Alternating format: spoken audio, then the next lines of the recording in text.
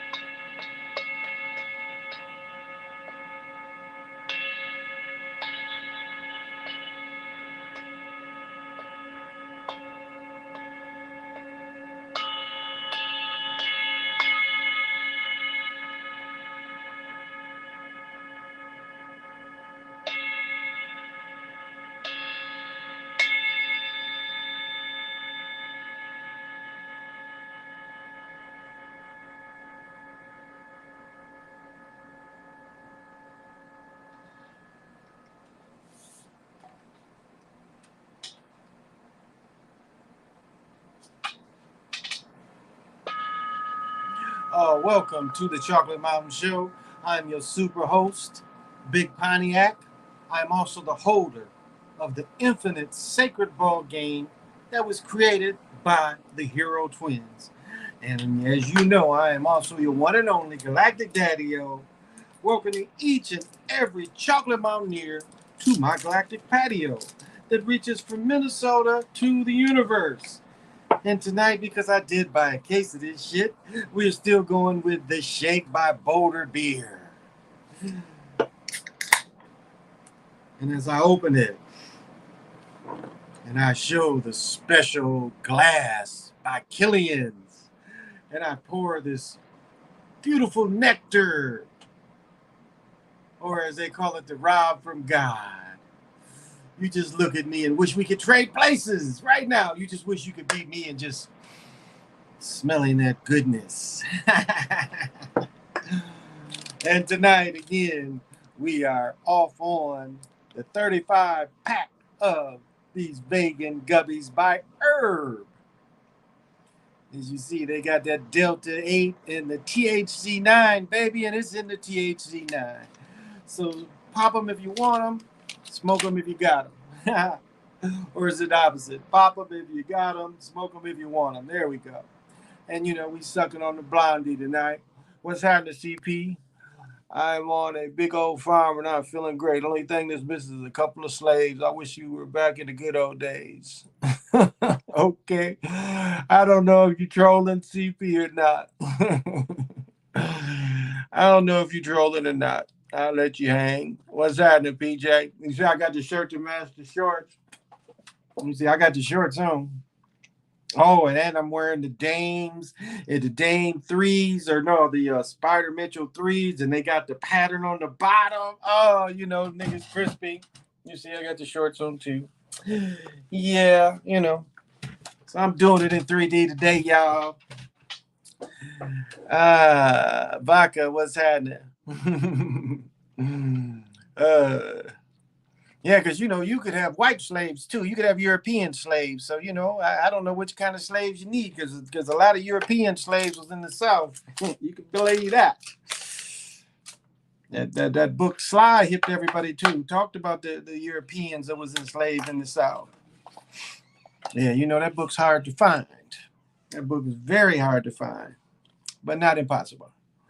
So, you know, ain't nobody mad about that. I had people living in Mississippi in the 1850s. I talked about that last night. Wasn't no slaves. So, yeah, I didn't even touch the hockey game today. They got beat. I think it was 7-0. It looked like the same thing the NBA would do when the NBA wants them blowout games. It looked like the almost same thing. Thanks, PJ. It looked like almost the same thing. The blowout in the hockey game. A dude that didn't give up in 2 series only gave up 5 goals. He done gave up 12 goals in 2 games. Now you're telling me the Avalanche is that much better? This dude didn't give up but 5 goals in 2 series, and in 2 games he done gave up about 12. Get out of here with that shit. Oh yeah, you trolling. All right, you trolling. You trolling. He trolling. Hey, and Ernestine, how are you? How are you, my dear? Thank you for joining me. Good to see you. Hope everything is well in your world. Well, we're about to get that heat wave up here. Got my air conditioner in my room. So the room is air conditioned. This wall unit, you're going to hear it coming off and on because, you know, don't need it blaring all the time. But we about to hit 90s for the next 5-6 days. So, you know, these units is going to be on. And they was talking about, well, we might have a blackout. Yeah, why? Ain't enough people in this state to cause a blackout. This state only got something like 10 or 11 million people, if that. I think it's 5 or 6 million, and most of them live around here. 3.5 million people live in the Twin Cities. So, but I hope everybody is well and enjoyed their Saturday. Smooth for me. As I said, I got all the quests done today. I won't lie. This was a very lazy day for a pimp. My daughter left to go. I said we had, you know, unfortunate a friend, family friend.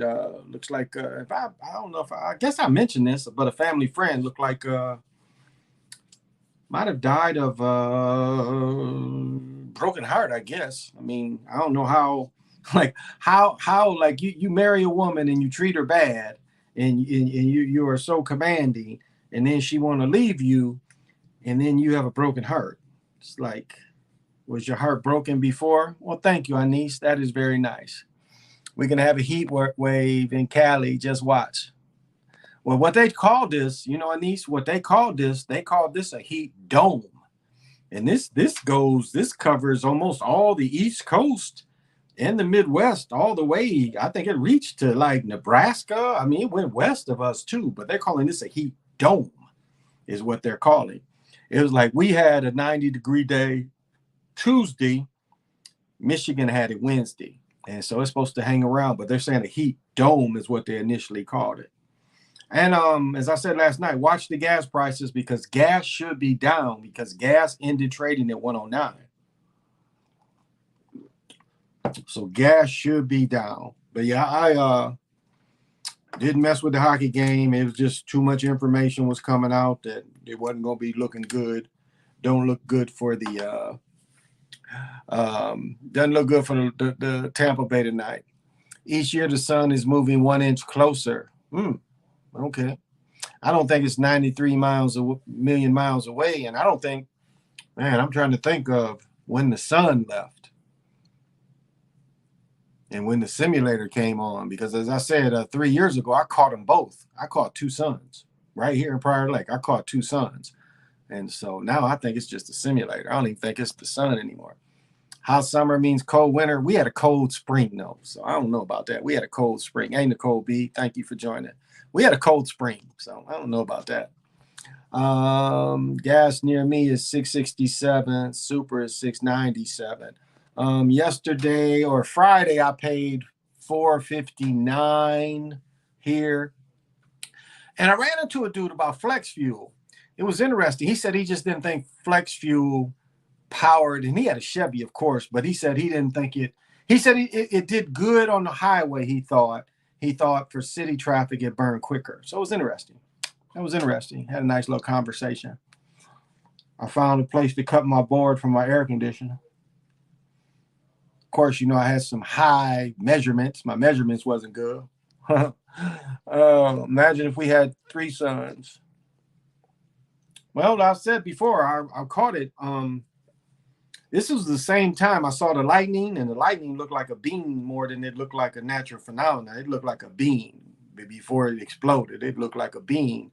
But it was the time, the same summer, where we had a hour thunderstorm. I had never lived in just hearing it. I was outside the whole time. And this was later before I went in the house. I saw the lightning come back and saw this kind of beam. But it was a thunderstorm for an hour, just boom, boom, boom, boom, constantly for an hour. It sounded like war almost.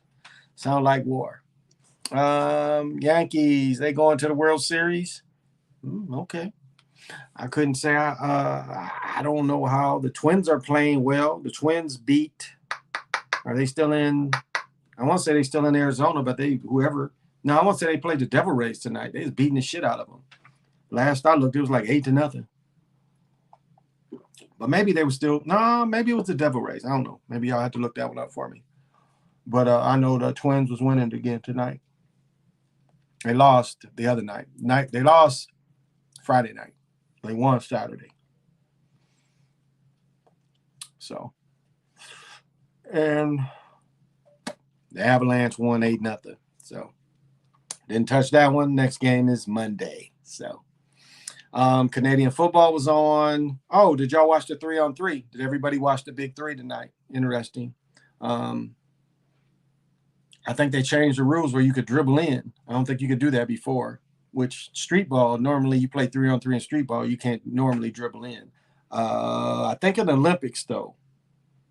Yeah, I think in the Olympics, they the ones that started where you could dribble in the Olympics, which I don't mind that. But it's nice to see that what 3-on-3 has come to. I mean, back in my heyday, I played 3-on-3s all summer. I would play, all tournaments. But Michigan, because of Gus Macker, had a lot of 3-on-3s. Thank you. Tampa Rays used to be called the Devil Rays. Yeah. They called the Rays. They used to be the Devil Rays. Yeah, exactly. I don't know why they made them change it. What's the difference? Shit, Duke is still called aren't Duke still called the Demons or some shit? The Blue Demons?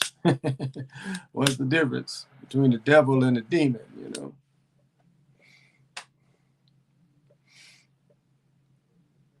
stimulating talk on Big Sly and them show. Sly and Truth Teller. I'm sorry, I didn't have more. He kind of caught me because I have dyslexia, so sometimes it takes me a minute to see that things aren't working. And so it was like several numbers that Nick put out. And finally I got through. I called a couple times and I was like, I can't get through. So, sometimes, people put links and you just can't get through. So I kind of forgot about it. And then I had a friend that her live came on. So I popped over to her for a minute. And by the time he called me back, I forgot my point, but I'll bring it up. If you look into the Nicene Council, one thing you got to look at why they met in the first place. Why they met in the first place, I want to say it was a guy named Iranus. What did I write down? His name was Iranus, or you might find his name being Enos. Yeah, Enosicus, or something like that. But anyway, what they really met for was to see, and I'm sorry I didn't add this. I'm not trying to, pull my own chain now, but I meant to add this. But what they met for, because there was two separate groups, and there was two separate groups. One group said, and this is what the Gnostics was from. The Gnostics said from jump that, this wasn't a living being, that this was all a metaphor. So this is what the Gnostics was saying. And Ironicus, maybe that was his name, Ironicus. So that was what he was saying. And so when Constantine called them all together, it was another group of people that believed the way things are now, that this was a real person. But the Gnostics, like you read the Gnostics writings, you get it all into this writing, it's never talking about a living being. Even when it talks about Sophia, the only being they really give credence to as a living being is Marduk or Yaldabaoth. I'll say in this is Yaldabaoth. So that's the only being they give any credence to it being alive. The rest of them is, symbolic or happened many, many years ago. And of course, Constantine saw a way of control. As I said before, the biggest thing that, when it went into the Inquisition, it went into the Inquisition against Jewish faith people. That's who the Inquisition was against. They was going to war against the Moors. So you can't say really, and they took it easier on the Moors than they did the Jewish faith people.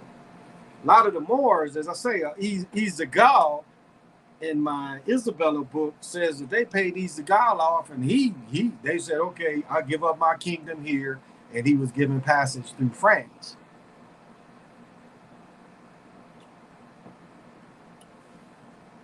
Whereas, they was putting the Jewish faith people out in these countries. France wasn't taking them. A lot of these countries wasn't taking them. So they kind of put them in a tough spot. And so a lot of Jewish faith people in that era, there were tons that left, but the ones that stayed joined the Catholic Church. And what they found out was easy to control the world. Oh, there is a little more Blue Devils, but Duke is still the Blue Devils, yeah. Why is this shit not acting right? Oh. Okay. Jumping up there for some reason. Yeah, it says Duke is still the Blue Devils. Blue Devils are their devil logos and used often for a reason. That's a good point. It was used more before. Back when Georgetown became hot and everything, it was used. That was a great live stream the Sly and Truth Teller had. Yeah, they got it on. They did. Let me give you some of this. One of the dudes Sly was talking to that called in said some stuff about what Dane said about Dane saying, Harriet Tubman not being real. Again, Dane is right. And if you break down the legalities of what Dane is saying, if you look up the paperwork of the character Harriet Tubman, what Dane's saying is standing up. There's no real official thing of words from a person named Harriet Tubman signed by Harriet Tubman. And the Nat Turner shit is the same way. It's that same, it's the same John Henry stuff. It's the same boogeyman stuff. Here you go. Okay. Maybe I haven't said this. Maybe because I don't share a lot of the Time Walker's work, but I've said this in the past, but I haven't said it often, and I haven't said it recently. But in the Time Walking works, Cleopatra is not a name through Egyptians. This is a name that come out of the Americas. This is a tribe that came out of the Americas that made the treaty with Julius Caesar. So this is a being that traveled from America to Europe, to Rome, and met with Julius Caesar. And it was all about the codes, this time walking information that she refused to give up. And that's why they tried to demonize her name in a lot of ways. And they made up that, I mean, you got to know by now, you can't believe these stories these Europeans say. These stories is just stories. You got to understand that. So you can't look at this stuff like this stuff is real, because a lot of this stuff ain't real. A lot of this stuff is fairy tales, just like stories. These are people that made up stories.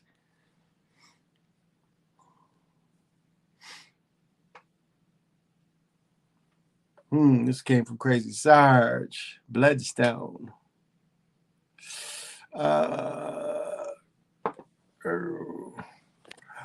Did you hear about that sudden death syndrome? People are just dropping dead randomly. Side effects. I heard one thing about that, but you know,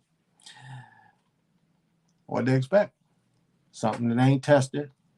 No long-term tests. Pushed through, forced through, panicked through. What'd you expect? So, nothing much to say about that. What did people expect? So, all right, I dug what Edward said, and I got to call Edward. I got to call Conspiracy University. I'm sorry. My daughter. Now, you know, I didn't go to bed till probably 4. I quit. I went for an hour and a half last night, so I don't think I went on until 1. So 3. Yeah, I went to bed about 4 or 5, somewhere in there. And me and my daughter both got up at 10 because I knew she had something to do. And I got up and I came on the couch. And apparently I laid on the couch till 3 o'clock, because when she came back at 3 o'clock. They called me, woke me up. I did not realize I had slept on the couch from 10 to 3. But what's funny is last night we was watching TV, and they had the Dairy Queen. You know, Dairy Queen's got the Father's Day ice cream cake, and I was just joking with her. I was like, yeah, you should get that for Dad. You should grab that for Dad. And damn if she didn't come back with that thing. It's pretty good, but I just don't eat a lot of sugary shit. But it's in my freezer. My son loves it, so it'll get eaten. So, and I said we about to have this hot spot, so these air conditioners gonna pop off and on all night. They're gonna be on for the next few days.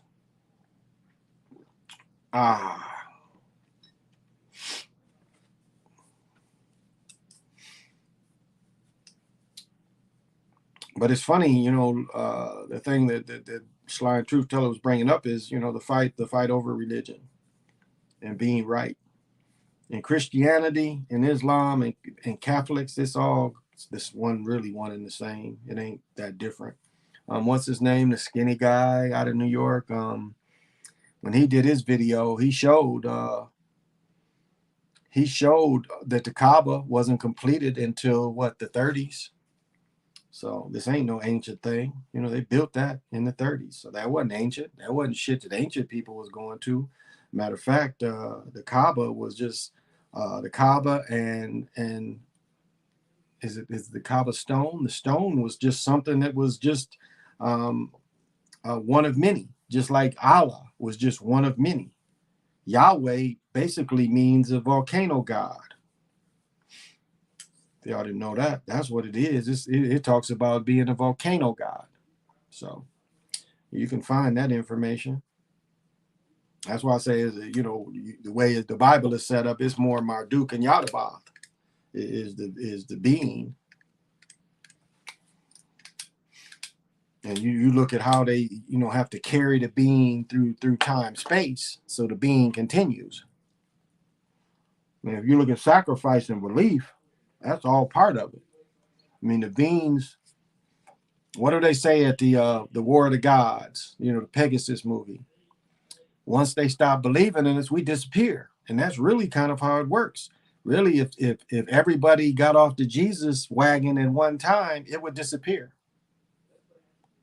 It would literally disappear. But here in town, big Catholic, big Catholic. And I'll say this state because again, we got a Batista, Batista, what do you call it? Not Batista. We got two giant Catholic churches here. We got one right downtown on all the ley lines, and we got one basically by where the state capitol is on them ley lines over in St. Paul. Baptista, what is it called? But two huge Catholic church. Matter of fact, we have one of the Catholic churches holds one of the big rock concerts in the summers.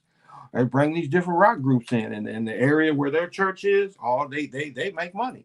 They can get about 10, 15,000 people to be outside, and this ain't far from where the gay parade is about to be. And I said before, our gay parade, they talking about 300 some thousand people.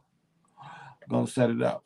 Fire that guy up, my boy. Nah, this one's it's too chewed on. I chew on these little ones like this. These blondies, I chew these up in a day. It's just sweet. I like the sweet tobacco. I see why people like smoking the Newports with the sweet mint. Put the mint. But like the hookah shit, I ain't never been into that. Only time I ever did hookahs in my life was with hash. I ain't never did a tobacco. I can't imagine. I couldn't. Basilicas. Thank you.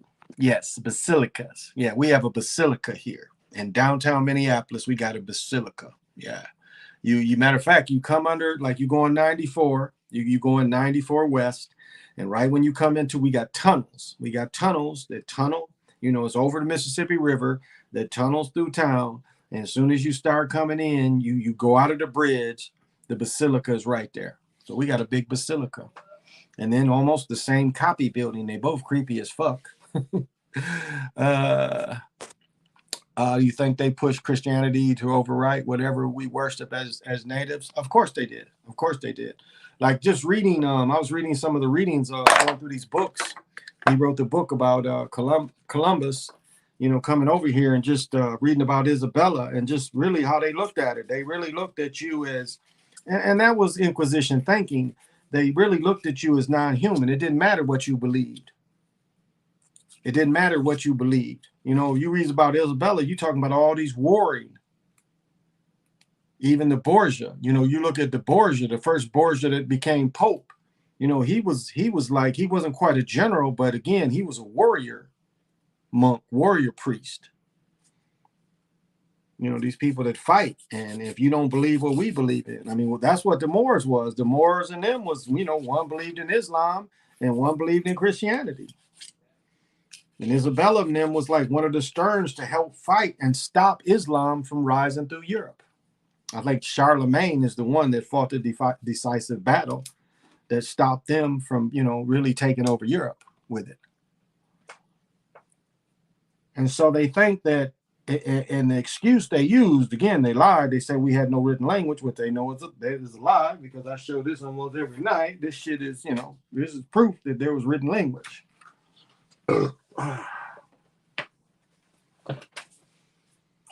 If you read it, what's his name? It'll come to me in a second, but you read when they first came into Mexico City, there was nothing like that to compare it in Europe. The organization, the cleanness of the city, everyone having a purpose. These Europeans came in there and it was like, it blew their mind because there was nothing like it. I still say that Venice, Italy was made after they came to the Americas. They took this technology and built Venice, Italy. Because again, Europe ain't as ancient as they want you to believe. A lot of this is lies and stories and fairy tales. A lot of that history. See, that's the other part. A lot of that history. I'll say if Mud Flood did anything, Mud Flood shows that a lot of this history is lied about. Made up shit, made up people. Now, I don't use the term white supremacy, but European supremacy is about stories. It is all about stories of these bloodlines, supposedly. You got these Germans over at ruling England, Germans. That's why you can find pictures of Elizabeth and her sister throwing up the Nazi salute. You see pictures of that. They believed in that shit. These is their people. There's another dude called the Royal Nazi. Look him up. Because they own one of their provinces and he owned all that shit and he was their family. And they was like, you got to stay over there. Matter of fact, when he got married into the shit, they was like, we got to have you over there so you can rule our lands there. So he had to go. And that just happened to be part of Hitler's shit. Hitler didn't fuck with that dude. They gave him a uniform and everything. They ain't never fuck with him. And at the end of the war, he didn't get nothing done to him. He didn't lose any land.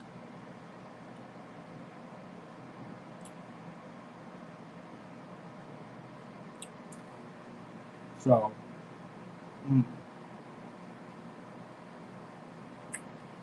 get tobacco, yeah. And you ain't got to do all that goddamn spitting. Yeah, you ain't got to do all that spitting. But yeah, you still get tobacco. There he is. Siova, that bad man. What's happening, man? Thank you for coming through.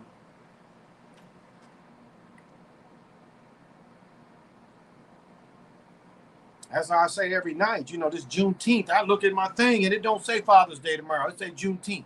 So when did Juneteenth trump Father's Day? Juneteenth is new. It is new. This is a made up shit that, again, I am a historian. When I was a young man, I was a historian. I ain't never hear about this shit. Never heard about this shit. And I said last night, the first time I heard about this shit was in the 90s. I went to a HBCU, or black college. You don't think this would be talked about?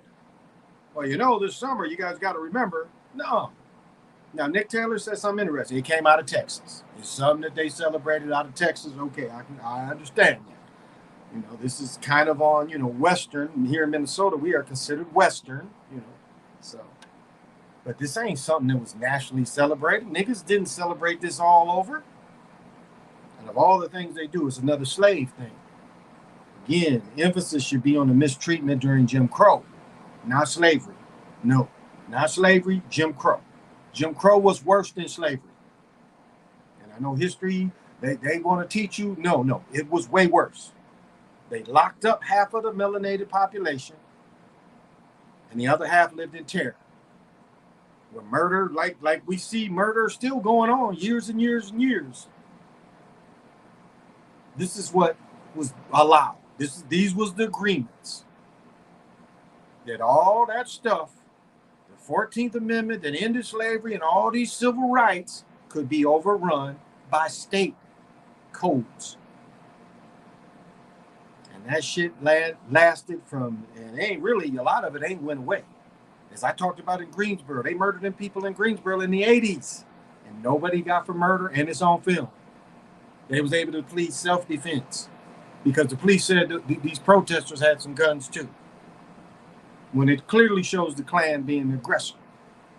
So you got 100 years of Jim Crow. It was far worse than slavery.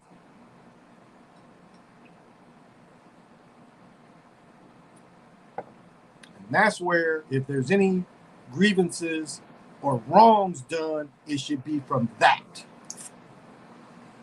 Yeah, and you live on the East Coast, so I know you never heard of that shit. I lived on the, being in North Carolina is the East Coast. Never heard of that shit. Never. Not until the 90s I come here. First time I hear it, and I'm like, ain't no niggas here, so why niggas celebrating it so hard here? That's what I didn't understand. It is not hardly any niggas that live here. Out of 3.5 million people, it's 250,000 niggas. That's it. I think for the whole state is 260,000, so like 10,000 live around up north and all around. Most of the niggas live around here. Now, when I say niggas, I ain't talking about Africans. It's about 60,000 Africans. It's more Hmong than niggas. It's about 300,000 Hmong, if not more. If not more. And of course, you can break that down to Vietnamese, Burmese, a lot of them countries that's right there, Laos, Cambodia. You can throw all them in it too. I work with a bunch of people, a bunch of Hmong. Hey, there he is. My man, Nick Taylor. How you doing? How you doing? It's so good to see you, brother. Thank you for coming through. Yeah, you say you never heard it until last year. Yeah, I heard of it, celebrating here, and it always rained. That was the funniest thing about it. Most of my first years here, when Juneteenth big celebrations always rain. It's like I talked about this last year. I saw my father and my uncle. My father's a historian. My father, again, he's 78, 79 years old. But, and then my uncle, and I know my uncle's a historian. They celebrating Juneteenth. Got all my nephews and my brothers wearing that bullshit. And I know, my father was the agent, my uncle's the agent, so I understand them pushing the propaganda, but it's just, that's brainwashing. Why do you want to brainwash these children? Because you're an agent. It's supposed to be neutral on that kind of thing. But propaganda is propaganda. Down here in Texas, it's a real thing. I don't celebrate much of anything, though. Me either. Me either. I'm having dinner with my mother and my daughter tomorrow, so don't really even celebrate that. I don't have my father's number, or they blocked me, whatever. The number they last called me, when I call back, I can't get through. So I can't tell him happy Father's Day, or my stepfather. And that's all right. I don't I don't have hard feelings to either one of them. Great health to both. Great health to both. And in a great way, I did grow up. I was lucky to grow up with two fathers. I'll say that. And both of them engaged with me. Probably my stepfather, more so. As I said before, my stepfather never missed one of my games from damn near T-ball when I was 4 or 5. But from the time I played junior high, I made the 8th grade team when I was in 7th grade. He came to every game. I didn't hardly play that much when I was in 7th grade. We had hell of a good players. It was just a year ahead of me back then. And then going through high school, every game, football and basketball, every game, every practice before I drove. Junior high, I ain't driving. When I played junior pro in 6th grade, they made sure they took me to the gym. They picked me up because it was like 3 hours. We played a bunch of games in junior pro. But that's a lot of dedication, cold games. They even came to see a couple of my college games, the ones that wasn't on TV. They was able to come see me play. So, So I color him father. I color him love, Hey, Amp, how you doing? I color him father, and I color. Yeah, it's always been a Texas thing. As I said earlier, this you can find out where Northern troops, or excuse me, Black troops went through Texas and told everybody 2 years before. So it wasn't like it was unknown. Black troops came through and told them. Lincoln done signed this shit,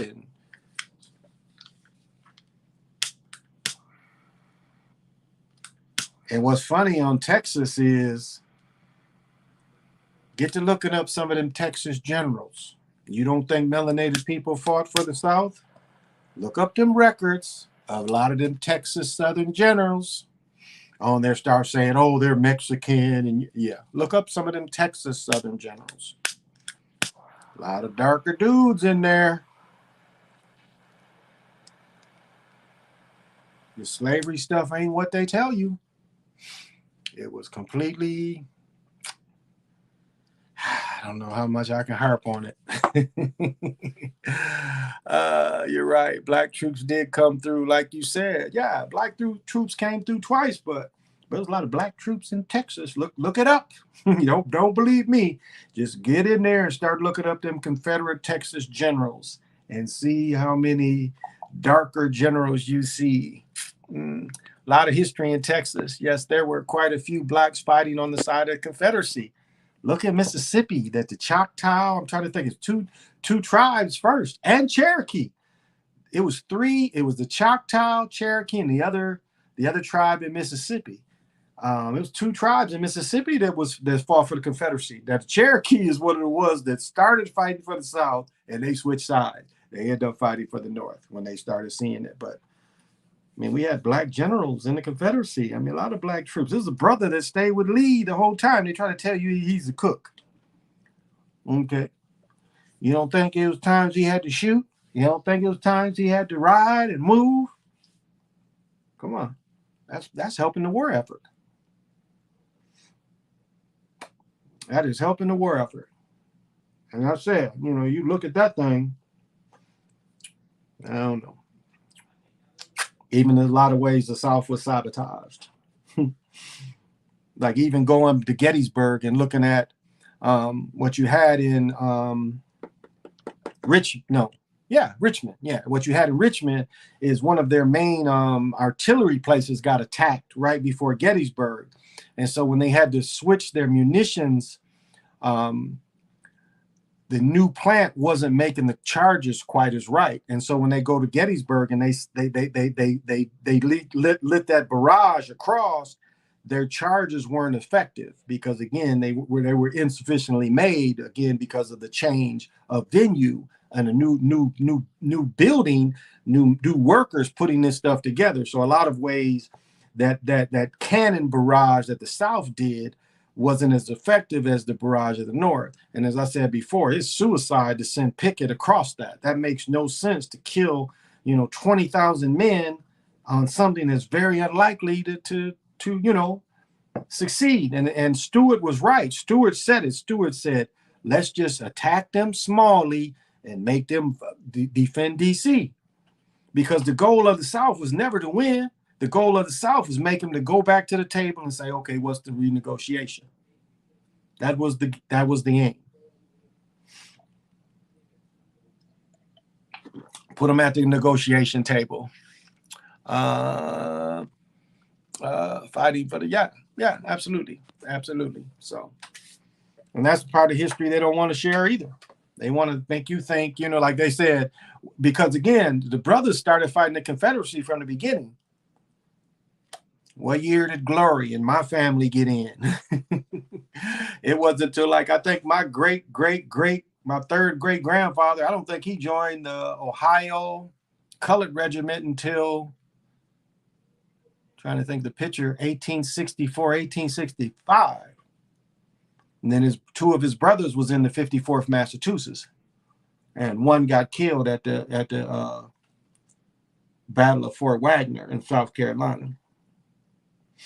And he's memorialized at the Colonel. His name is on the plaque. Thomas P. Anthony is on the plaque at Colonel Shaw's memorial. And then the picture, I showed a short video. That picture is a giant picture in the Senate, I think. It's a giant, like the picture is one big wall of the back of showing Colonel Shaw getting killed. And then you look at the flag bearer, that's a representation of my ancestor. So, I come from a group of brave men. So does Nick Taylor. Nick Taylor talks about, grandfather, father being in Vietnam. My great uncle fought in World War II. My another great uncle fought in World War I. As I said, my great grandfather fought in Civil War. We have people that fought in the French-Canadian War. And then we have people that fought actually in the Revolution. So, come from a family of brave men that would go forward. I mean, if you get anything from the movie Glory, it is the idea of going forward under fire. And a lot of people can do that. Going face danger. Not only face danger, run to danger. That takes a special kind of person, That's like, I was thinking about Nick Taylor like he was yesterday or today, and he knows that look. And the look of a serious person. And that's what I'm gonna call it. I ain't gonna call it the other word. But the look of people that are serious. They're people that will do their job. They're people that will look at danger and go towards it without any hesitation. And I'm not talking about foolhardily, but I'm saying, people's that senses, your senses become so much better as danger approaches. And then be able to handle it. As I said, people underestimate what Old Dog said. What did Old Dog say? I don't care who out there. Everybody gonna get it. And that's total war. That's the idea of the Americans. That is really how the East Coastal tribes were. Everybody. That is where they get the Nat Turner story, that Nat Turner supposedly wiped out all these families, because that's total war. Not keep slaves, kill everybody. Total war. I had another point to add to that, but it's not hitting me right now. It's kind of, I was holding on to it for a second and it kind of, woo.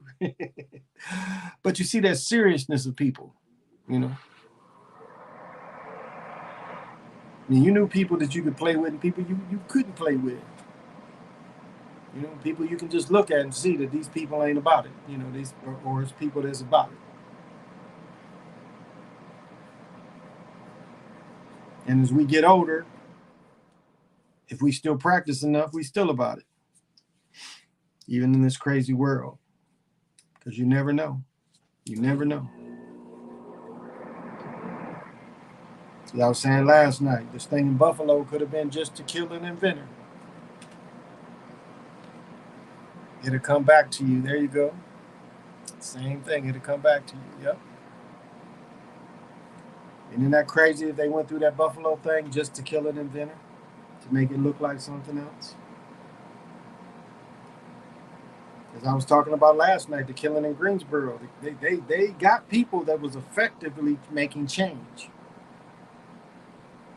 I ain't talking about victimhood. I'm saying when you look at some of these events and look who was infected and what they was doing beforehand, you can look at some of these things as hits.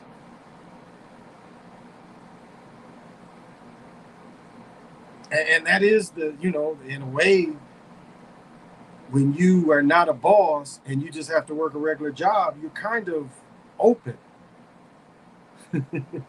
It kind of opens you because you're doing the same thing every day.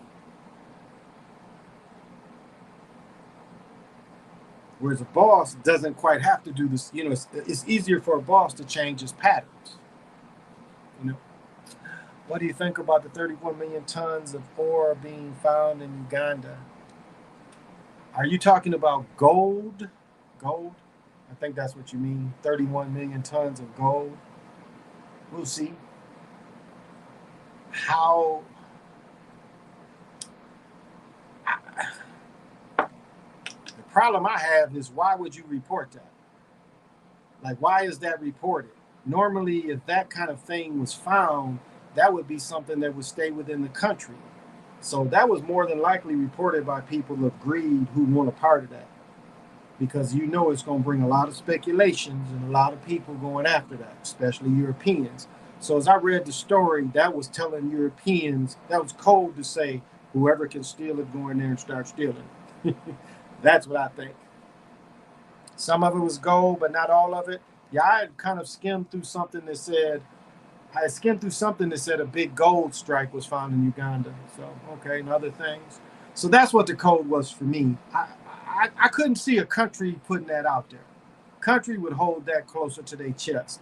So that was others that put that out there to put them code, to tell them, hey, whoever can steal it, go steal it. They don't deserve it. It's like blood diamonds. It was okay. Blood diamonds was okay when the majority of the Europeans was benefiting off blood diamonds. But as soon as Europeans got cut off from blood diamonds, what happened? Don't buy the blood diamonds. They're blood. You see the publicity they put in that. It was okay when children was working to go get their diamonds, but when the brothers cut them off, it wasn't okay. Oh, you can't get these blood diamonds. Don't buy these diamonds for these people. Knowing the diamonds in themselves ain't really worth a lot other than the cut stuff. What do you think about yeah, see, yeah, what we are giving them makes no sense. And that goes to what I was saying about Reconstruction. The money they spent in Afghanistan, if spent in America, it was almost something like 3 or 4 million apiece, if not 10 million apiece. It was something like that. What is it? 6 billion people in the country, and all those billions they spent. I did the math, and I did some shows maybe last summer or last fall, and I broke all that money down. It was just like, the stimulus money. The stimulus money averaged to be something like 50 million. They gave so much stimulus money to Israel, it was almost like 50 million. I think it was 54 million per person it averaged. Now, knowing that the average Israeli ain't going to get that, but I'm saying that's how much money they gave them. And so all this money for, I don't know if you want to say a proxy, Vietnam was a proxy, so was Cuba. So, but it just shows you the disregard, because that stuff is paid for. That stuff is bought by these different military industrial complex. Again, that's a word that they came up with. Eisenhower was one of the first to put it out there, but that's where all this comes from. So somebody had to buy it. So we see who's getting paid. We see who's getting paid for this stuff. So they care less about the people. Yeah, that shows you right there. And they fighting on their front. They fighting, on the other part of the country. Let's see what happens when they start coming more to the western part. Let's see what happens then. But and then like going back to Godfather 2, what did he say? What if they lose? You didn't send all that money, and what if they lose? What happens? What if they lose? What happens then? Oh, we didn't send all that money. Where's our interest?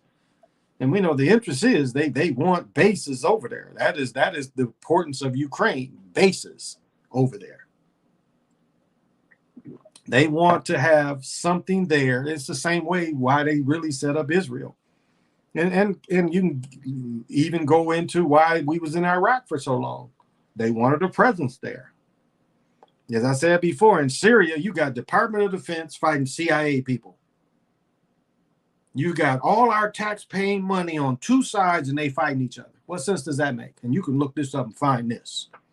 You had Department of Defense people fighting CIA people. The dude that they cut up at the embassy.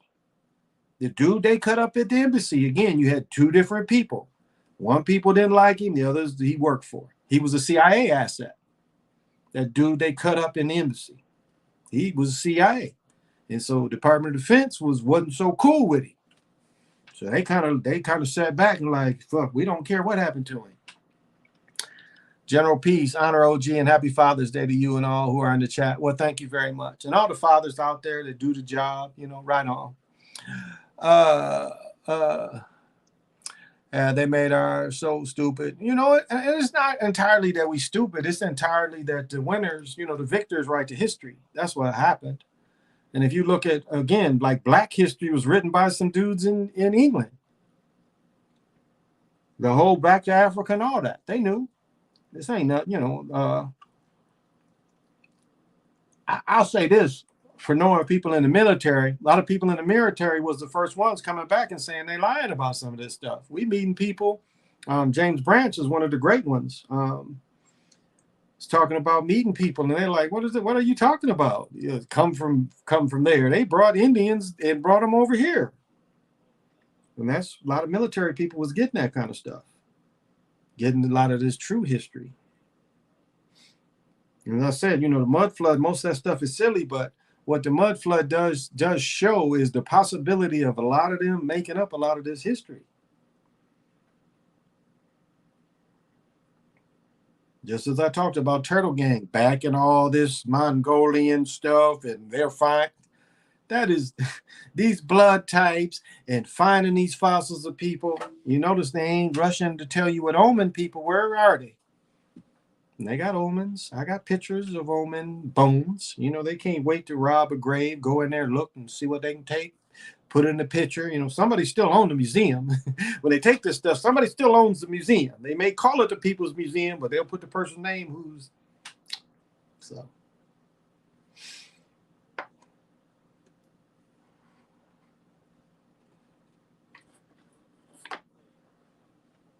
Oh, I do want to give a shout out. It's a chick. She doesn't. I'm sorry, I didn't mean to call you chick, but she doesn't have a lot of followers, but she's called Lizzie the High Priestess. I'm friends with her on Facebook, and if she resonates with you, she was putting some interesting stuff out. I was kind of chopping it with her a little bit.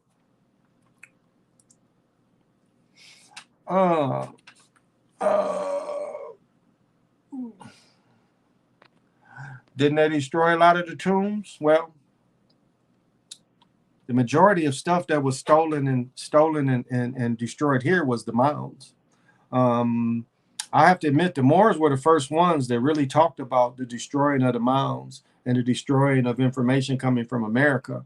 And then we know that the movie Fahrenheit 451 is really a metaphor for the destroying of the Mayan information, the information in South America, where one priest, one monk took it upon himself to destroy every bit of paper that wasn't about Jesus. They destroyed all of it, but five. Like, there's less than 10 and fully complete ones. And this is one of the few ones they saved. They destroyed most of the works. And remember, when I grew up, they said no language, no written history, none of that. Not to tell you that they had a counting system. Been charting the stars for thousands of years. So,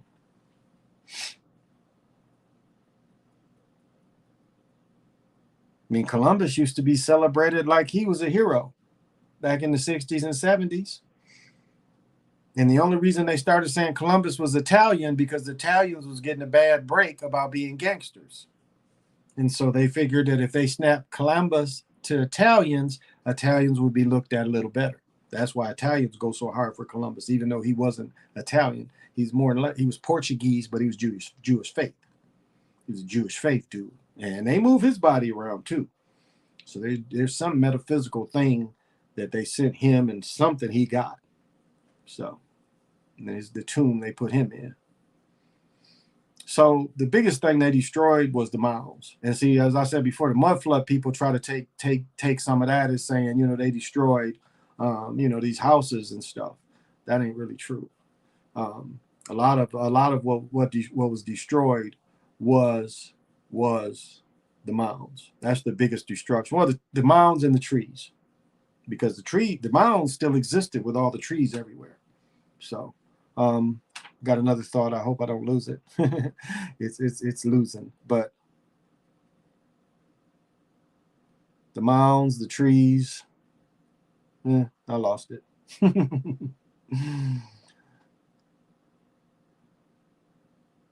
But these were the wars that this country faced. Because some of this stuff was so ancient. That's why really, when the people came down from Canada and started saying some of the stuff, they told the truth. They was like, this stuff was here already.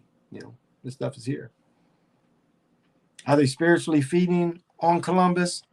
I would say probably. There's something he had. It's just like when you look at the Mormons and you look at what was it? Was it Smith or Young? Maybe it was Smith at first, the one they hung. He found something that the Mormons was able to take, and they just gave them a state. They found something that was so powerful, they gave them their own state after that. So, and that is, I don't know why critical race theory, they don't want this taught anymore. They don't want this taught that this country was taken under blood. They want that erased. They want the Thanksgiving and good times, and it was so good that they came here. Remember a couple years ago, one of the Baptist preachers says the best thing that happens is that the Europeans came over here and enslaved us and gave us jobs. Like people weren't doing shit before then. Like people weren't trying to survive and had a whole culture over here. And I think it was called, what was it on Fox? Lodge 451. It was kind of a silly thing, but they said it. 3,000 years and people on the coast of California wasn't bothered. And over again, we get butchery. Like scalping. Scalping was them Quakers. That comes from the Quakers. Quakers was the first to scalp. And it was so bad that by the time you get into Tecumseh, it's natural for the natives to do it. But it was done to them at first. It was done to the American Indians on the East Coast at first by the Quakers. And within 100 years, this was something that was done by all the tribes through the Midwest and even out west. something that the Europeans started, copying their behavior. But that wasn't something that was done before the Europeans came. But okay, let me answer your question. Are they spiritually feeding? I think so. My brother was the first to kind of bring that up, where they switched his body from one place to the other. So yes, I think there's something tied to him, or he found something. He found something. Just like the dude who found King Tut's tomb. He took some shit that wasn't reported. It was some shit he personally had that wasn't reported. I think 3 or 4 of them did, and that shit fucked them up too. But yeah, I think there is some kind of something that they tap into with him. Definitely, definitely. Some kind of ritual. Just like when they talk about skull and bones, they say that the skull was Geronimo's skull.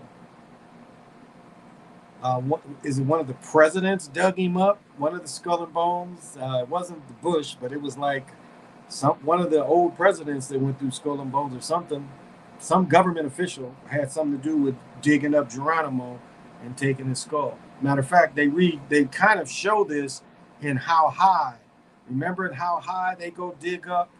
Yeah, and How High they go dig up, and it's like Ben Franklin or something. They're kind of showing you what was done from Skull and Bones. Skull and Bones supposedly dug up Geronimo. I think it was Geronimo stuff. So you can look that up.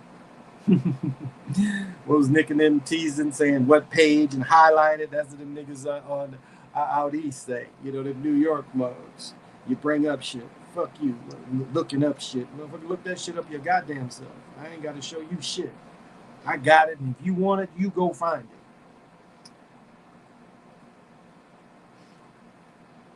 You go find it. I ain't gonna explain to you while I'm right or wrong by you finding and being able to go through the information and say, well, hey, how stupid is that? You know, how stupid is that?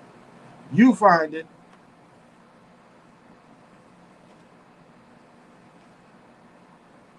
Columbus was a fluke. Yeah, I mean, again, Columbus started the slave trade as we know it.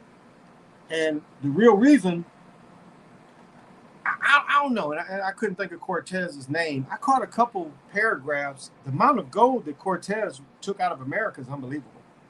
It's unbelievable because if you read a lot of Columbus's stuff, he didn't find a lot of gold.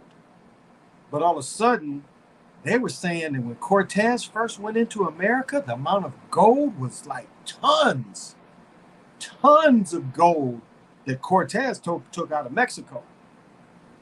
And as I said before, within 75 years of the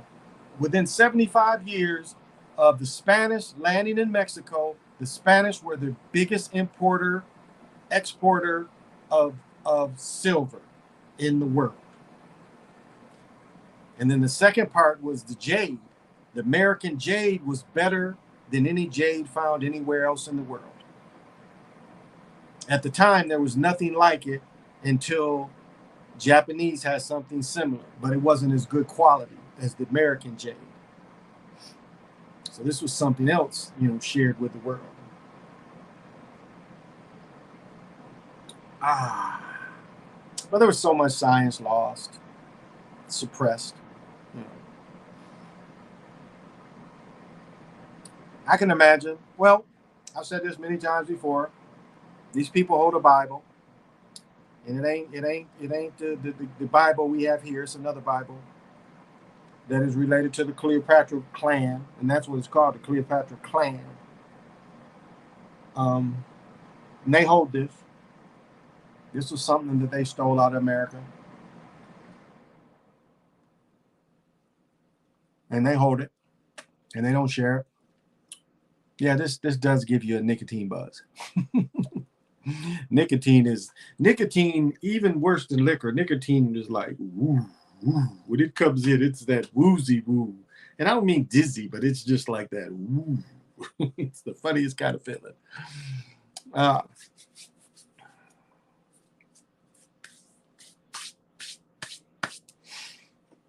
So, you can look this stuff up. It ain't hard to find.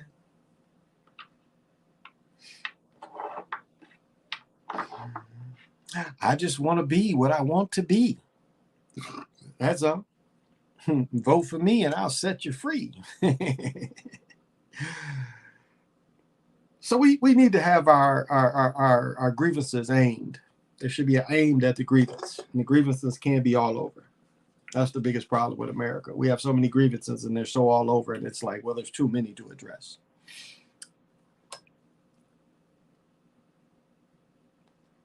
And I guess if in your area, and that's really all you can really deal with in your area, how can you make it work better for you? That's it. I mean, again, I'll go to Brother Nick Taylor. He showed you in Texas how he make all that work for him. And you should be like that too. I think truth tellers, Sly, they're all, that's what it should be. All this shit should work for you. As I said before, where I work already, I'm getting notices from the work on the time. Matter of fact, I got to do some other shit I just thought about. But where you work, you should control the time. And there's times this might really be a little too much for people, but it goes back to that Adam Sandler movie called Quick or Click. And it's really that way. I mean, you can really make your day just drag on, or you can make the day zip through. I mean, it's really, you find that pattern. You can't tell me, everybody listening, you've worked before, and you cannot tell me where you ain't went to work and it seemed like you've been at work an hour and it's the end of the day.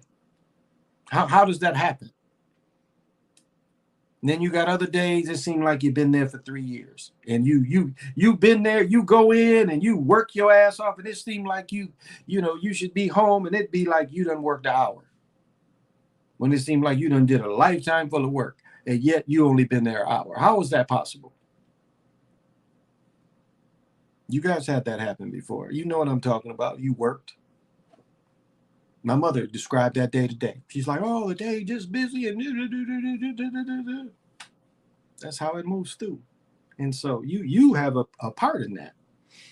You have a part in that. That's why you should never be late to work. Come on. I mean, if you're not a boss, you should never be late. You let that time work for you, because it's that kind of magic. It is that kind of magic where it is a mastermind that has to control so many of these minds, and it just can't. It can't control it all. It is a part of that system where you can make that work for you. Because it's funny, I get people blowing by me, and you can tell the energy of late for work, or drive fast to get to work. You can see that energy when people drive. Like, this motherfucker late for work. So you can just see it. You check the time, like, okay, but you can see that kind of energy that passes you. You can see a dude that's late to work, or got to drive fast to get there. Y'all seen that energy? Somebody pass you, you're like, this motherfucker late. You can just read it. Read their mind. Just by the way they maneuver, you can read that that's what's going on. This motherfucker late. Look at that shit. Motherfucker, I don't care. The Jesuits, everywhere. I mean, everywhere.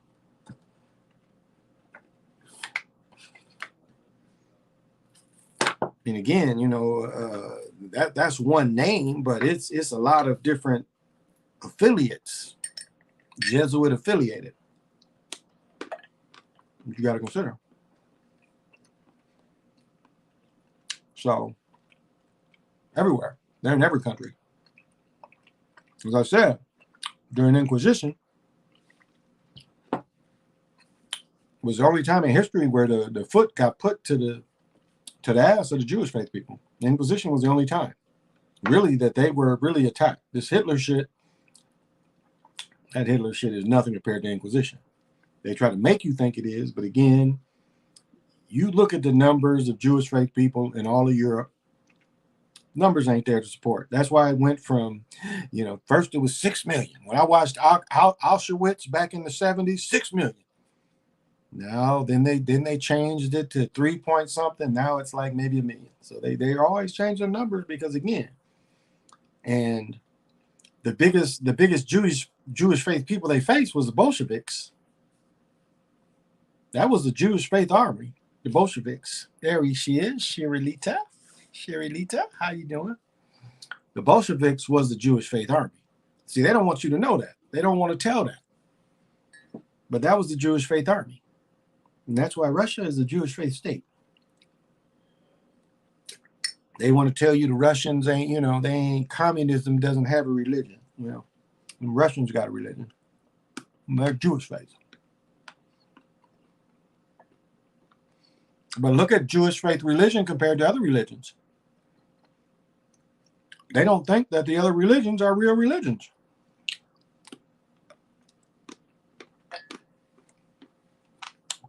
There's 92% chocolate.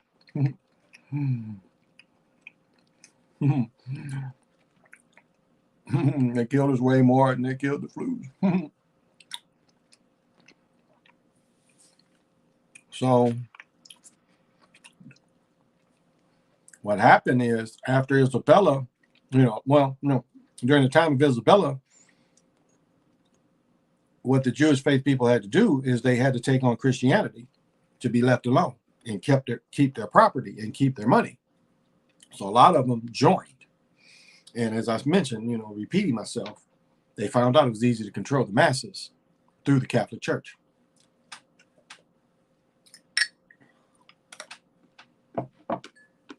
And the Jesuits, okay.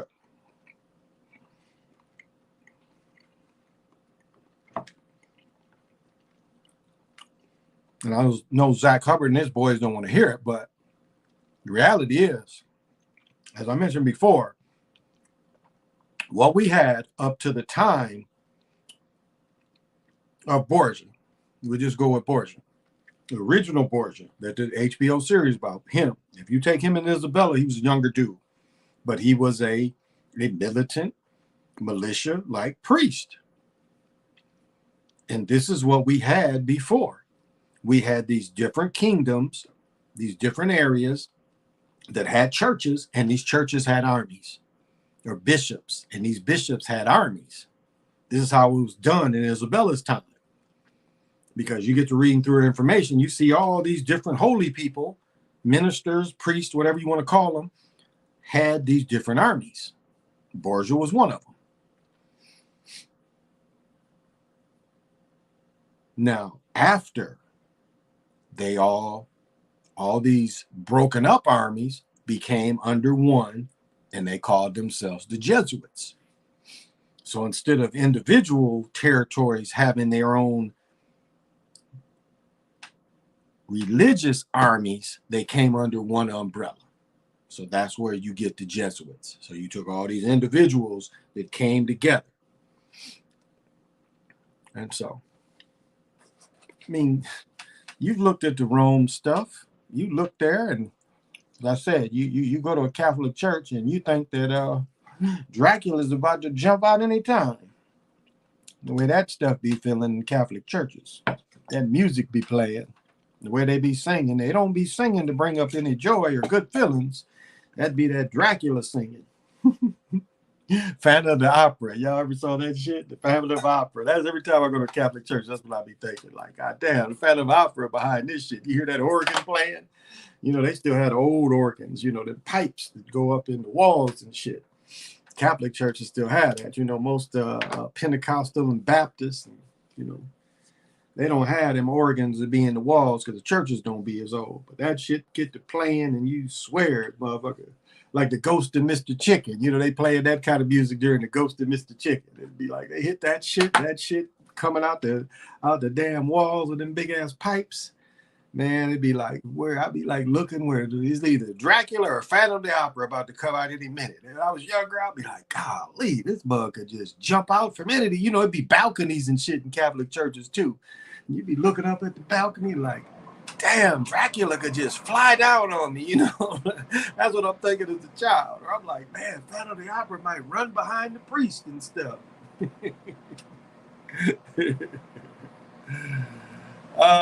you think the Masons? I'll say this about the Masons: like it ain't like one thing of the Masons is there are social Masons, and I don't think that's said enough. And the social Masons don't get all the information. They're limited. So it's hard to throw just to say all the Masons, because a lot of Masons are just social Masons. They do their level, and that's pretty much it. They don't go beyond what their level is, and they're pretty harmless. And I don't think that's said enough. They're pretty harmless because they're only given a certain amount of information. Now, being around it, they hear things, but generally, some of these people are just like, I got some friends on Facebook. One dude runs a lodge, and you can just see he's given a certain amount of information, and that's it. So, I remember the Ghost of Mr. Chicken, Don Knotts. Oh man, if you just like comedy, the Ghost of Mr. Chicken is the funniest Don Knotts. Well, the Apple Dumpling Gang and it's the Apple Dumpling Gang with Don Knotts and Tim Conway is pretty funny too. Yeah, the Apple Dumpling Gang is two goofy dudes that just very funny. But the Ghost of Mr. Chicken is one of my favorite. It's probably my favorite Don Knotts movie because he's funny. It ain't hardly any brothers in it. If one or two, it's funny. Last time I watched it like months ago, I was like, I counted maybe two or three brothers. I think one brother get like a speaking part. They ask you what he want to eat. Like there's a nigga in the scene. Who's nigger in the scene? What's my line? What do you want to eat? You niggas like to eat, so let me hear you say it. What do I want to eat? You got it. Or give me a burger, some of shit, Hey, there you go. I will call you tomorrow. I will make if you need to talk to me, I will call you tomorrow, Brother E. I'm sorry I haven't. I mentioned at the beginning, I need to call Conspiracy University. I need to call you. I'm sorry. But I'll call you. And thank you for those words you gave me. That was pretty deep. I appreciate that. I thought that was really, really cool what you shared with me.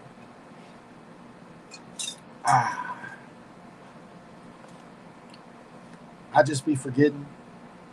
My best friend is sitting there. He's a little sick with the stuff going around, even though he's got the stuff pumped in him, but he still got something. So, let me show you. My passion is knives, and this is an old timer knife, and it is by Charade Knives. And interestingly, the packaging said made in China, but the knife does not have made in China. It's 1021 stainless. And what I've learned, stainless knives can be hard to sharpen, but if you don't put them through a lot of stuff, they stay sharp. Look how thin that is. I just needed a little bigger knife, and I was about to pay $50. And then I went into Fleet Farm and got this shit for $1. Or $10, excuse me. So I wanted just a slightly bigger knife than what I carry. So this will more than do. I'm a knife guy. You know what they say? He's like, well, we checked him. He didn't have any guns. But how many knives does he have? That's why I heard that stale Kevin Hart thing talk about he put knives everywhere. I had a friend that he dealt coke, and he used to keep guns everywhere. Even though he kept old people in his, he took care of old veterans and mentally ill people. And I'm like, what if they find one of these guns? Like, how are you going to explain that? Oh, they'll never find them. They don't mess with the. Like, man, you got these guns everywhere. Plus, who sells cocaine out of a place where it's mostly patients? I used to watch how he was operating. He was kind of a higher level, but it was just funny. It was kind of a good front, good way to launder money.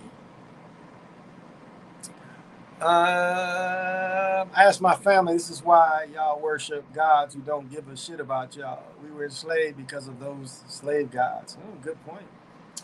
What's your take on Texas? Really no take on it. Really no take.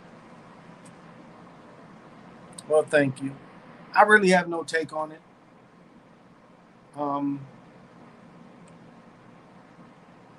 We see these events, and it's not a matter of that the events make us cold, but the events seem to all be agenda driven.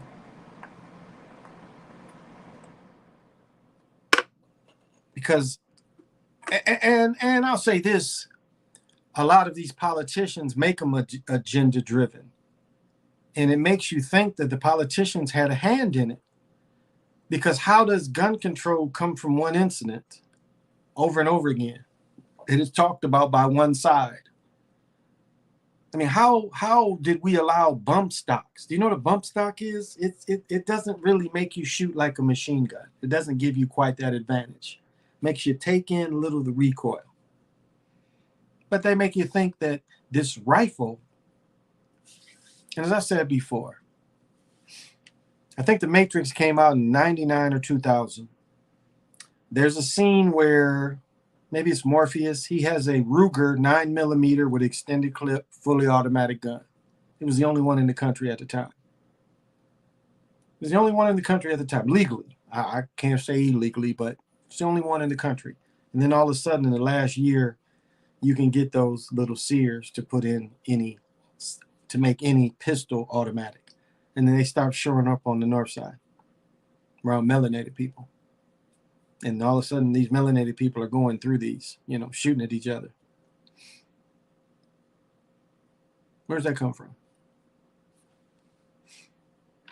Just niggas, just niggas discovered some shit, and all of a sudden, like, hey, no, that's handouts. That comes from intelligence. As I said before, the aim is to really, and I've seen it already. As I said before, where George Floyd got killed, they still don't patrol that area.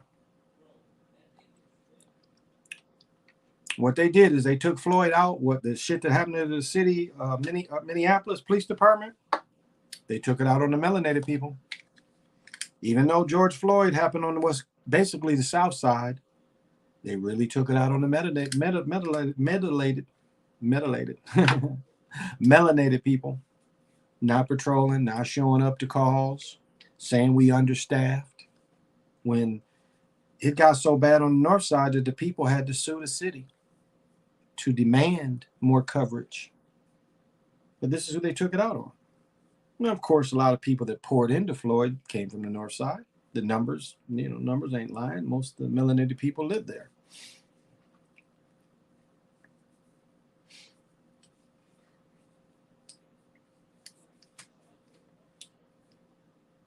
I mean, what was the Supreme Court thing? Said the police aren't here to save your life? Read the charters. Police is there to save property, not you. Now, there are laws that say that if you're trained and somebody goes into an episode, if you're trained, you are obligated to help them. That's what most police are.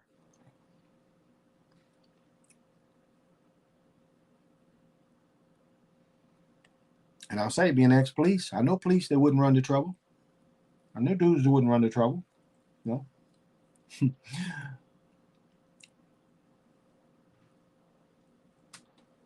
when I lived in Battle Creek and had shootouts, I knew they wasn't coming right away.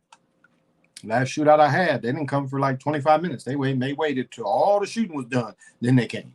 And it's funny, I was watching that thing on Greensboro. They do exactly the same thing. They caught one Klan's car, they let the rest of the Klans go, and then they come and want to arrest the people that got hurt.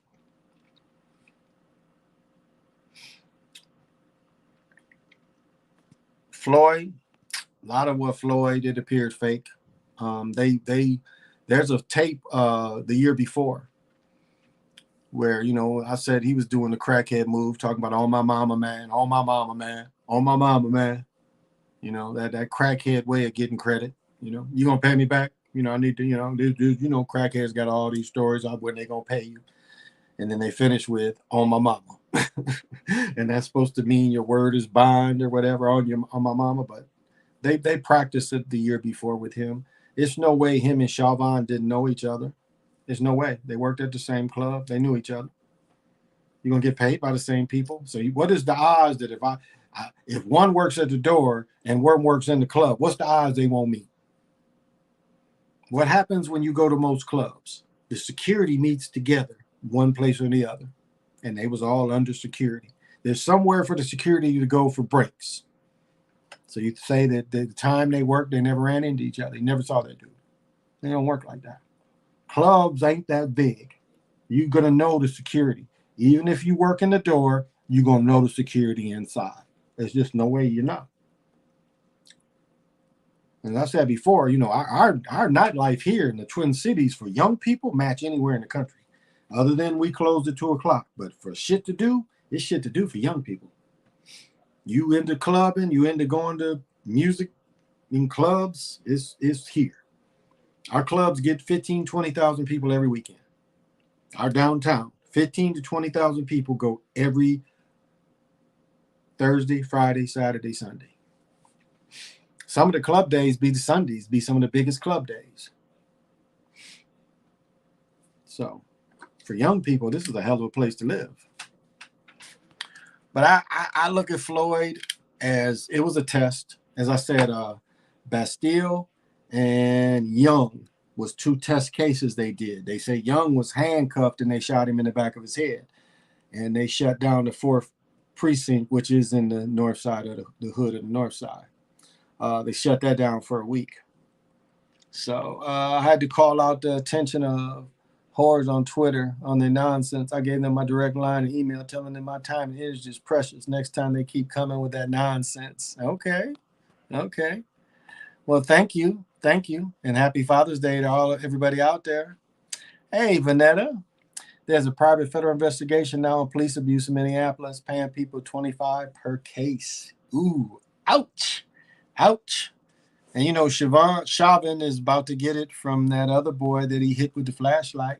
But thank you for joining me. I know you're probably at work. How you doing? Hope you having these air conditions on like I am. My air conditioning's gonna run. This 90 stuff. It'd be pretty miserable in the crib and real miserable in the car if you don't have it. Now, I love sunroofs, but if you don't want to ride in your car sweating, you got to run the air. No way to get around it. We are shooting take my son to work, and then we are shooting to go out with my mother tomorrow. Yeah, we're going to be in air. You can believe that. I should have brought my outfit. I have to wear it. Maybe I'll wear it tomorrow night.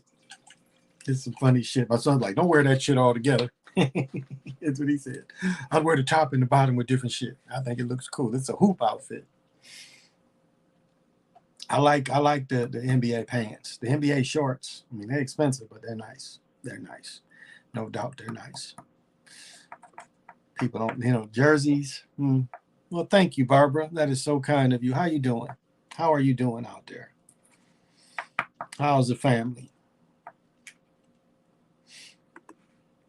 It's funny, I've got the cutest little cousins, the little twin girls that just graduated. It's just amazing. Getting old. I have one of my cousins that she's more my sister than my cousin. Where our grandparents would have been first cousins. Our grandparents were first cousins. Our grandparents come from great grandparents, brothers. I mean, it's just yeah. And we're close like brothers and sisters. We graduated together. My children are slightly older. Yeah, because Keelan graduated last year. And her girls just graduated. And then Cam graduated at 19. So, yeah. But thank you, Barbara. That is so kind. And Anise, thank you too. I appreciate it.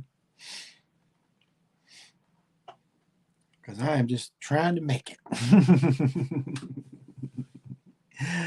And I'm joyful. I really am. I'm joyful that you guys watch, and whoever watches this stuff, I'm joyful of that. I try to put out as much as I can. I try to answer questions in a real way. And, I like to give freely too. I give a lot of this information out pretty much freely. And in some ways, I think Jody hit it best. It ain't really all the time just my information, just because I discovered it. And I think that's what happens, is a lot of people discover information or they tap into a system and they think they own the system. Just because you tapped into it, you think you own it. Barbara says, happy Father's Day to all the responsible fathers, dads. That's right. Joyful words. But yeah, that's what you see. You see people tap into stuff and then they think they own it because they tapped into it. Gematria. You don't own it just because you tapped into it.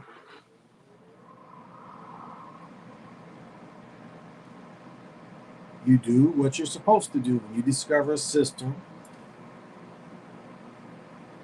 you use it to your discovery. That makes any sense. But you can't claim that it's your system. You can't really claim that you broke the code because obviously for you to break it, somebody else had to write it. And as they claim themselves, they claim that people use this. So obviously somebody else is doing it. And people claim that they have broken it down for the common man. Okay. Okay. But everything ain't worth paying attention to. Definitely everything ain't worth getting emotional. And that's how they try to get us.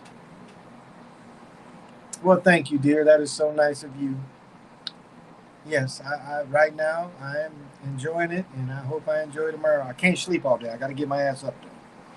I ain't drink coffee until 3 o'clock today. I got to get my ass up tomorrow. But thank you for the kind words, and I will definitely talk to you soon.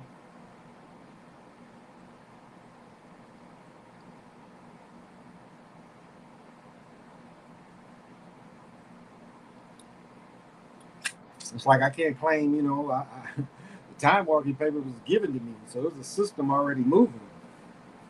Now, did was the timing perfect? And was it meant for me to have them? I think so.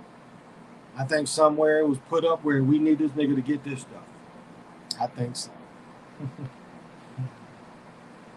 I think it was ordained by somebody made sure I got it. Now, the who and the why, I can't tell you. But I think I was destined to get the time walking papers. I was destined to get this Brother Edward Kane. I was destined to try to understand this and try to keep it into our people and the people that is open to his consciousness. And the same with him. The same with the energy he puts in there. The same with him. If there's energy there that he wanted to be an oracle. He set up his tomb where he's oracle.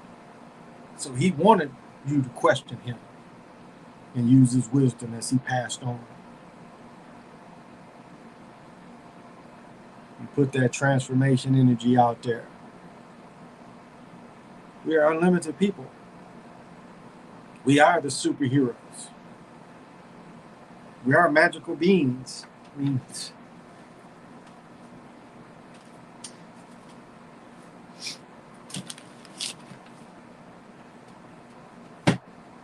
again, I show this book all the time.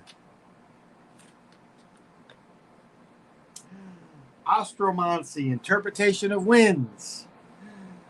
Coronopathy, interpretation of thunder and lightning. And there's 90 more. So if you don't think there's magic in the world, why did they chart all this? Because there's people that can do these things. And you just have to figure out what you can do and what your magic is. And you ain't got to share it with anybody. You ain't got to tell anybody. It's something you can hold close to your chest, however you want to do your magic. But we all have magic. We are magical beings. And a lot of this is to pull that essence out of you. Do opposites really attract each other? Not necessarily. Not really necessarily.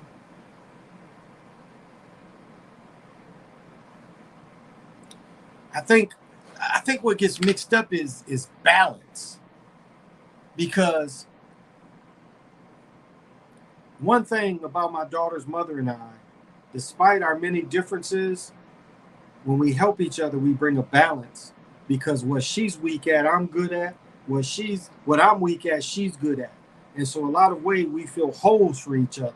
And so that's what you see happening more than opposites. You see people that have skills that if the skills are brought together, the skills work. And so that's what you see in relationships. And so they may come from appearing opposite, but when put together, the skills work together. They balance each other. So I would say more of that. On the north side, gas is $4.99. The suburbs is $4.79. I paid $4.59 down here. It's 459 plus Speedway give the 3 cents, so 457.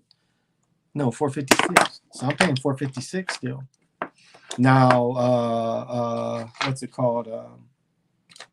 The Mini Mart, they do. Well, thank you, Vanetta. That is so kind of you. Thank you so much. That is really kind of you. Yeah, Mini Mart, whatever it's called. It's one near my house. I can't think of it, but I think they're at 479. But yeah, Holiday and Speedway both 459 near me.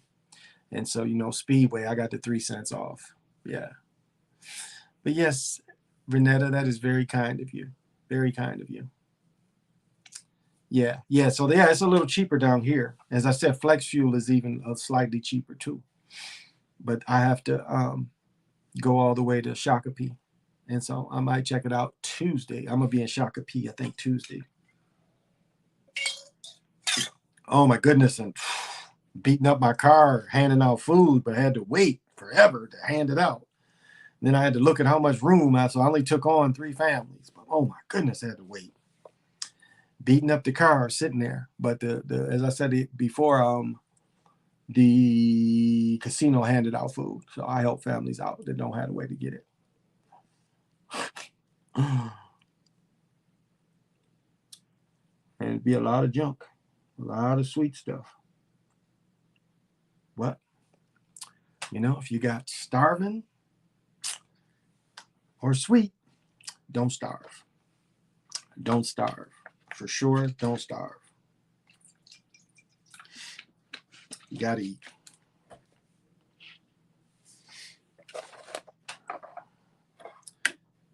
And that's the problem in America. We have means to feed the young. We don't have a lot of means to feed the elderly. A lot of the elderly sometimes can't even get food stamps. And so for these, food distribution, you see the elderly benefiting more than you see the young. There's a church up the street that still doesn't. I just haven't worked with them in a while because they're kind of later in the day when they hand it out. And it's just kind of, but when I was dealing with them, nothing but young people. Nothing but older people. And we got a lot of Russians in this area too. It's interesting to see the Russians. It's interesting to see the poor Russians, and then when you see the rich Russians, because I play pickleball with some rich Russians, so it's kind of interesting the difference between the two. Because this is a fairly affluent area. Where I live is like one of the only areas affordable housing is the little area I live in. It's like we're gonna give these poor motherfuckers this strip right here, and that's gonna be it. Because it's just funny. You go just like these houses, which I call Minnesota houses. It's like you got 2 bedrooms and a bathroom upstairs, and most of them have 3 bedrooms, living room, and a bathroom downstairs. The basements is done, and it's a classic Minnesota house. And they got them ugly twin houses here too.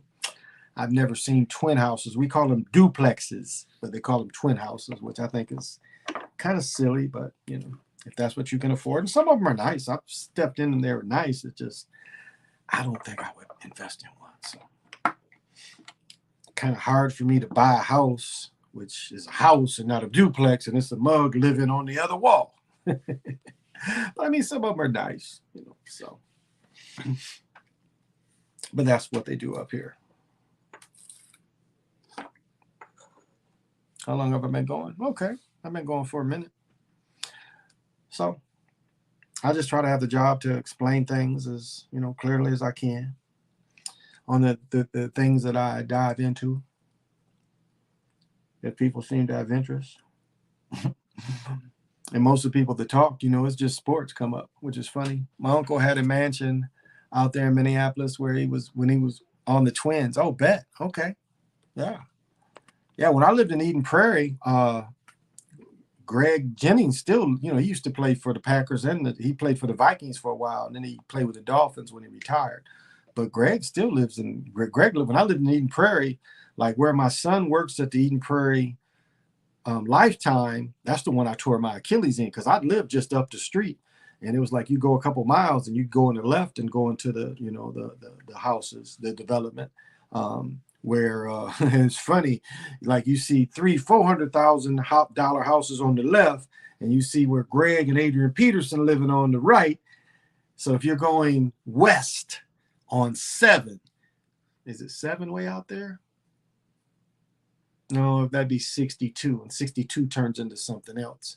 But you see them mansions on the right side.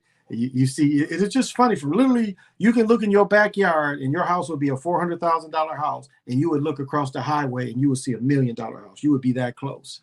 But where I lived, I said again, I saw that duck. I saw a duck snatched by an eagle in my pond. I had a pond when I lived in Eden Prairie, but I don't even know why I mentioned Eden Prairie. But yeah, pretty area, really pretty area. I liked Eden Prairie. I liked Hopkins too. I lived in Hopkins. I lived in Eden Prairie, and then down here in Prior Lake. But Eden Prairie wasn't bad. More land down here. So stuff I'm trying to negotiate is land. It's land. That's what I'm negotiating with. So things are looking more promising, definitely, to get land here. And then build my own pickleball empire. Build my own pickleball courts down here. And I didn't get to play today. Sleeping too much. Well, they had a tournament, and then had so much running around to do that, supposed to be here with my daughter, and she won't go play with me. So, didn't get to work out today. I still got to lift. So I think when I get done doing this, I'm going to still get my lifting out. Leery at my lifting because I hurt my head. I don't have as much whiplash as I had last night. I feel a little bit, but not bad. And I still think, looking at that thing should have killed me, and it didn't. I watched it because it's like because when I first bought this thing and set it up, I was like, I hope I don't kill myself with this thing. And sure enough, when the thing gave way, I literally left my body and I was looking down to see what was going to happen to me. I mean, I literally, that quick it happened. I was standing up and I watched it. And I was like, damn, I don't think I'm going to make it. That was my first thought. When I saw where I hit, because I hit my head, and I thought, oh, shit, I ain't going to make it. And I remember walking around the house thinking, damn, what if I'm dead and I'm still just doing this shit and I'm a freaking ghost or something? Then my son called me. I'm like, I'm not a ghost. But I looked at it. But I think the good thing is I hit more of my head than like my neck. So I think that's what helped out too. Lodges. There is, what is it called? Veterans of Foreign War. There's a Veterans of Foreign War, but you know what? I don't think it's any Mason lodges down here. At least I haven't found any. I know there's elk around here, the elk lodges, but damn, where is that stuff? Yeah, not in Prior Lake. I don't even know where the big Mason Lodge in Minneapolis is. I couldn't tell you. I haven't dealt with any Masons in Minnesota at all. I lived here for going on 8 years. No, longer than that. Going on 16 years. Yeah, 16 years. Yeah, going on 16 years. I don't know where the Mason Lodge is in the city is. I've never dealt with Masons here. So, not that I know of. I mean, I see cats be shooting me Mason signs and shit to see if I'm a Mason, to see if I'm paying attention. I'm paying attention to them, but I ain't shooting shit back at them. Because I know the way to, be neutral.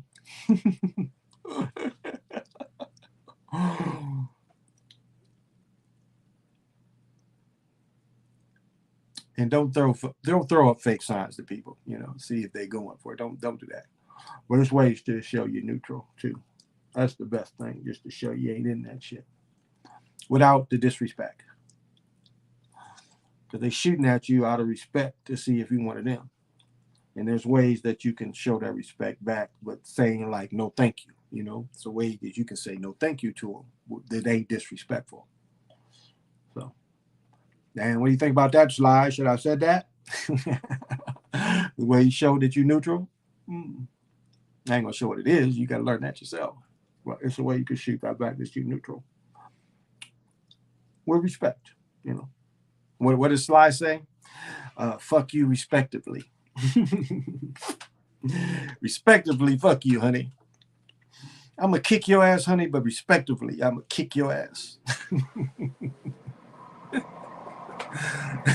Yes, I did slap you and knock you down, but I respected you the whole time. But yeah, but you know, we live. There's a big powwow about to come up. A lot of times they rain them out.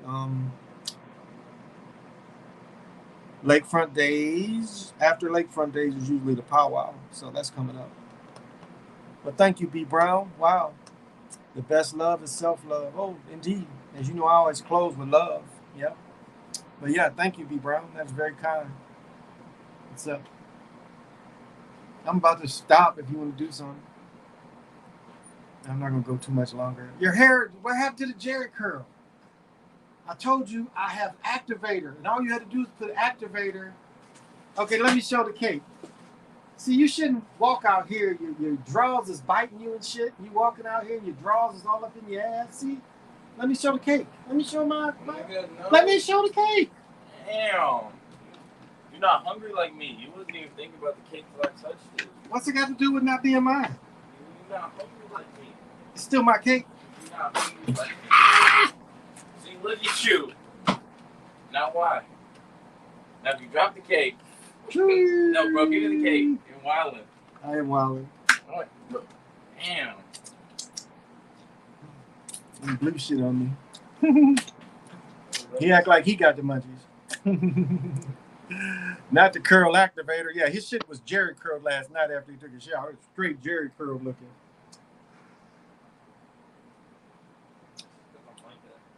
Like that. Well, quit walking around in your drawers with your drawers up in your ass. Why don't you put that in a bowl? It just melts so much on the plate. Yeah, it's a little better. Thank you. So disrespectful. What? Well, y'all, I'm gonna go. I do got a busy day, and went an hour and a half. So, thank you very much. Thank you for the Father Day. Thank you for the super chats. I appreciate it. I will give the divination tonight for sure. Okay, Mr. Goin. We are, I believe it's Manic. Pretty sure it is.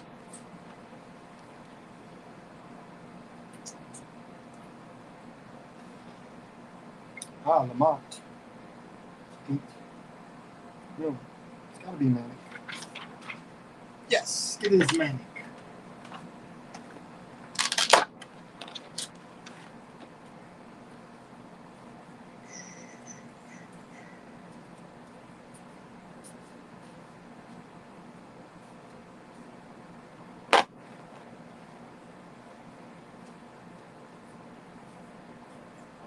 Here we go.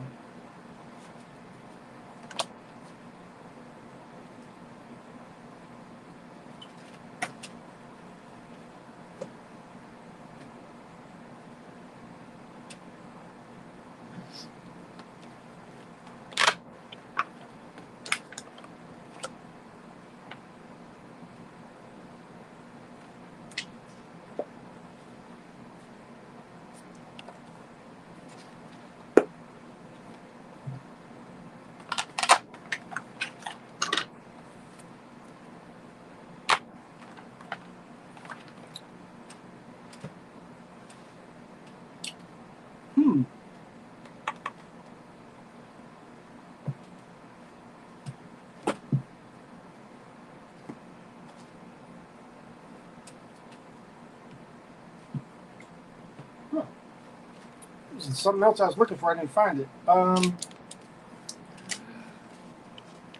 But this is the sign for tonight. I kind of wanted to show a couple different. The Mayans use this in a lot of their different signs. But this is basically the sign of Manic. I have several others, but I don't have them right here with me. Sorry about that. I thought I did. And so, of course, in this artist's interpretation of it, it is this. See, it's the hand. It is Manic, grasp or deer, completion, gateway, opening, beauty, identification, dance, mantras, divination, acting as if, spiritual tools, or a holy person. The symbol is tsunami or a hand. The number is 7, mystical power. Magnetic blue. Ooh, I want a suit that's magnetic blue. What kind of suit do you want? Magnetic blue, baby, with the magnetic blue gators. Herb is loose strife or dogwood. Flower is blue ester. Blue cauliflower, cornflower, blue cornflower, okay. Flower essence is Madia, expanding perspectives. Sandalwood is the scent. The stones are moonstone, water sapphire, blue quartz. So water element, the directions is coming out of the west if you need a push. So for Father's Day, the manifestation direction is from the west. The shadow wisdom is issues of completing things, taking on too much, feeling inadequate, feeling pressured or scattered, issues of acquiring tools instead of having the tools as useful things. Thinking the tool has the power. So it says issues of acquiring tools, thinking that it's the tool and not the energy you put into the tool that does it. But the way to get out of it is become aware of your resistances and directions. Learn to finish what you start, taking satisfaction in each step along the way. Use commitment, focused attention, and openness to help you complete. Experience yourself as a tool. The harmonic wisdom is the resolution. So the mantra is hands out on both sides, ear level, forearms perpendicular, forming an O.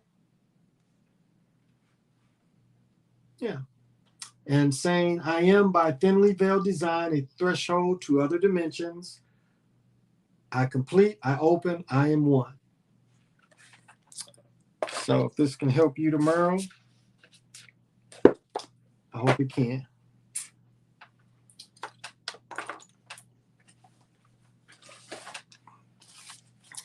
And again, I am Big Pontiac from the Wampanoags. The Ampies come from the Wampanoags. You can even find the word Ampy in Wampanoag. Mora, it all starts with a gentle sadness. They came from their original homeland. They knew that they had exact numbers of years and days before they would disappear off the earth as a culture and a lifestyle. But then the civilization would build to a gentle love. They lived in the Creator's day and knew how to separate cycles and the great serpent.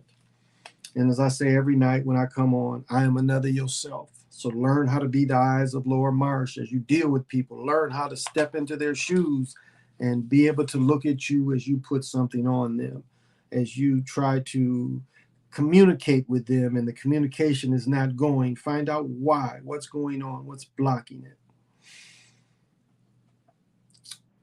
And may you rest well. If you're working, may the rest of your night go well and safe. And may you be safe as you travel, because a lot of us that work at night, when you travel, you're a little tired. So may you, your hands be guided, and may you rest. May you go home safely and get the proper rest tomorrow. And remember, love just is. That's it. Love just is.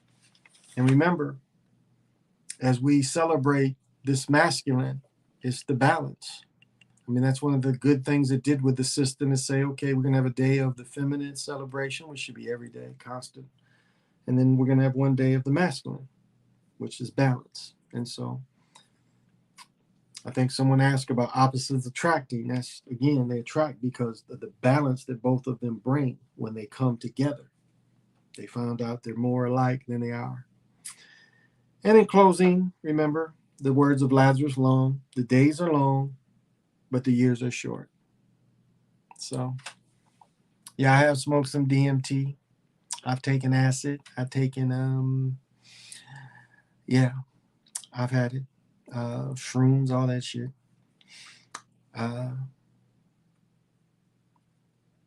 Don't think it's taken me anywhere I haven't been before. So it just helps get there too. So, yeah, I don't mind it. I don't mind either one. I like the edibles. I kind of like the idea of not smoking. I ain't smoked since last week. So, that was my water bar. I broke my little bong, the Luca. I got to get a new glass for it. But I like not smoking because smoking, I don't really like smoking flower. I like smoking mostly just the wax or the shatter. And it tends to dry your throat out. And the medication I take. dries my throat out. That's cigars, keep some shit like this because I just have a dry mouth all the time. And I'm not dehydrated, so don't come from anybody say, well, you're dehydrated. No, it's this medication that does that shit. But wax don't help either. So yeah. But yeah, thank you guys for tuning in. Tomorrow there's no games or anything, so should be on tomorrow at midnight, hopefully. So I'll make a message. I'll try to make a message if I can't, but should be on tomorrow. So this has been Chocolate Mountain Show. Thank you, all the Chocolate Mountaineers that stepped through. I appreciate it. And until we meet again, say less.